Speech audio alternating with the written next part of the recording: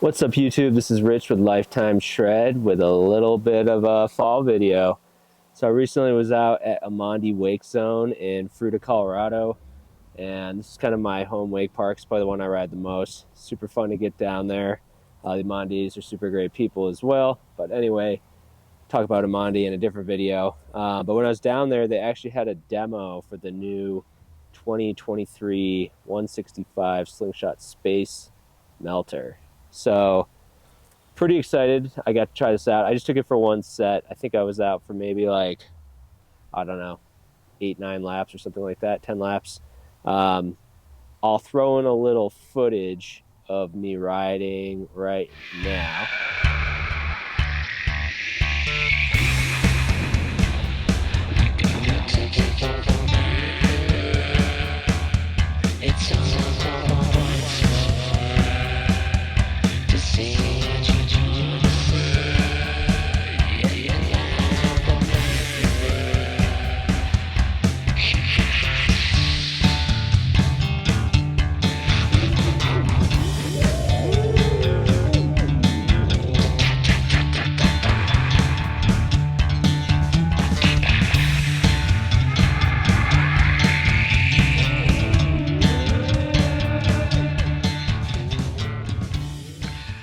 Got to ride it for about 10 laps. What a unique experience. Like, I've never ridden a directional or any of like the funky shape boards. You know, I've owned a coalition board in the past and a lot of other slingshot boards for cable. Definitely generally love slingshot boards. So I was really excited to try out the Space Melter. I'd heard a lot of good things. It was really cool to check out the Space Mob Cruise videos with Wesley and Quinn talking about, you know, their thoughts behind the board. Seems like it's something around the Space Raider for 2022, but kind of the front half of that board turned into a twin. But you should check out that video, and I'll link that up here above to get really in-depth on the board itself. So I'm just here to share my thoughts. So if you're interested in hearing the thoughts of a 38-year-old man talk about a board that's probably much more marketed towards a younger crowd overall, I'm here to talk about that. Again, like, I think this board is super new and unique. Nothing really like it on the market ever before. Maybe the closest was like the Space Raider last year, but you know, that being directional, this being more of a twin. You know, when I was looking at it originally, I first saw it actually on my trip to West Rock at the end of August, but that one I just got to look at. It was in the plastic. I think Daniel would have let us take it out, but didn't have time. But, you know, looking at the board, it's obviously super long. Obviously has side cut in the middle versus, or side cut that faces in the middle versus, you know, the normal shape of an average wakeboard. So definitely a different shape. It's also like got the turned up edges. I forget what that's called, along the edges, like the Coalition does and other boards that Slingshot's made in the past, so it doesn't get caught on stuff as easily. But, you know, my experience on that board, you know, just kind of get into it. I went out, took a couple laps, sprayed some features down, kind of did some like carving and stuff, and it definitely rides different than any wakeboard I've ever ridden. Some of the guys at the cable park were talking about how it feels more like a snowboard. I think specifically they were thinking like a camber snowboard. You know, the only wakeboard that actually kind of feels a little bit like this, but not even really, but just another different ride, was like, it was actually a boat board. It was like the Ronix camber park boards that they were making maybe like mid 2010s.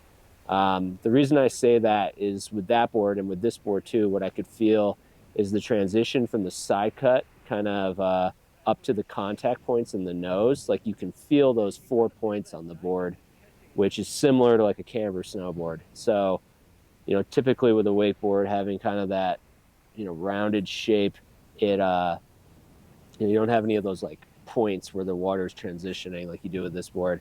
So with that though, I felt like you could edge really solid, and like the board really wanted to hold a line more than like most wakeboards.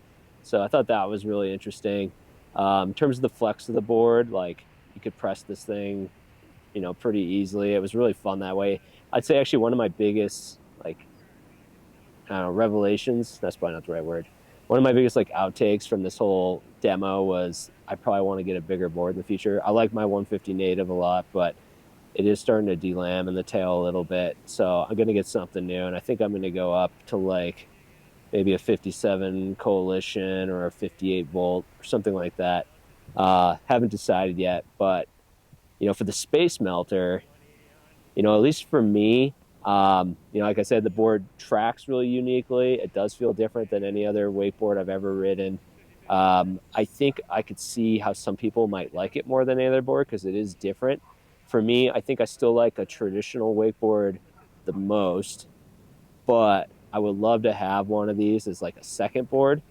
And it actually made me think I might hunt down a deal on a Space Raider because I know it's a little different than this, but it would give me something pretty different to ride around on when when you've been riding for, maybe 3 hours, taking a lot of sets at the cable and you're like, maybe you're over some trick that hasn't been working out, like you've fallen a bunch and you just need something to mix it up. Like I think a wake skate's good for that time too, but the Space Melter, the Space Raider, the Space Rover, one of these Space Mob boards would be probably something awesome to have on hand just to switch it up for a different feel.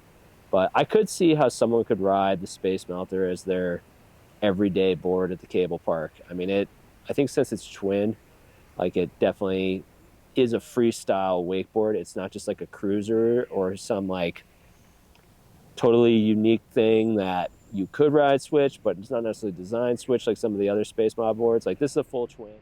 But I would say overall, the Space Melter is super unique, holds a really hard line. It does feel a little catchy where the side cut transitions into the nose and tail, but I think you could get used to that and you might even like it because that kind of relates to holding the line really well, like I was saying before. The size, 165 didn't feel too big to me at all. I'm normally on a 150 on cable. Made me want to ride a bigger board for sure. Flex was really fun. The one thing I think I was expecting with the Space Melter that it wasn't is I was thinking like I didn't think enough about the side cut I think before I rode it, and I was like, oh, like this board's gonna just butter around like crazy, almost like a flood giant disc or something. You could definitely butter around on a Space Melter, but I don't think that's its strong suit. Like I said, like it holds a hard line when you edge on it, and like due to those like contact point transitions between like the side cut and the nose and tail, just like a camber snowboard would. Like there's that like energy release point on a camber snowboard. With a rocker snowboard, it gets pulled more into the bindings. Flex was fun. I think Slingshot slide great. Slides like any other Slingshot would. So anyway, all in all, stoked I got to demo it. Thanks to Imondi's for letting me take that out for a few laps there. And definitely for me, probably not going to be my, main board going into next year. Like I said, I'm probably going to pick up a Volt or a bigger Coalition. But I could totally see having one of these as like a secondary board. And I think I'm going to try to hunt down a deal on a Space Raider because that being in directional would be kind of unique, where the Space Melter's kind of a twin. Like I could see if you're riding cable all the time, I don't see why you wouldn't want a quiver of boards because at least with snowboarding, like there's so many kinds of boards out there. And we're starting to see that in wakeboarding too with things like the Space Melter or the other Space Mob boards in the past. So anyways, Richard with Lifetime Shred. If you like ramblings like this, definitely subscribe. Try out the Space Melter if you get a chance. Might be worth buying. Definitely love what the Space Mob boys are doing. They're innovating, they're being creative, and not just pumping out the same old gear that's always existed. And I think without them, as well as just Slingshot in general, we wouldn't have longer wakeboards, we wouldn't have flexible wakeboards, we wouldn't have wakeboards with bases that slide well. I mean, like, obviously I'm a Slingshot fan, and that's coming out right now. So anyway, peace.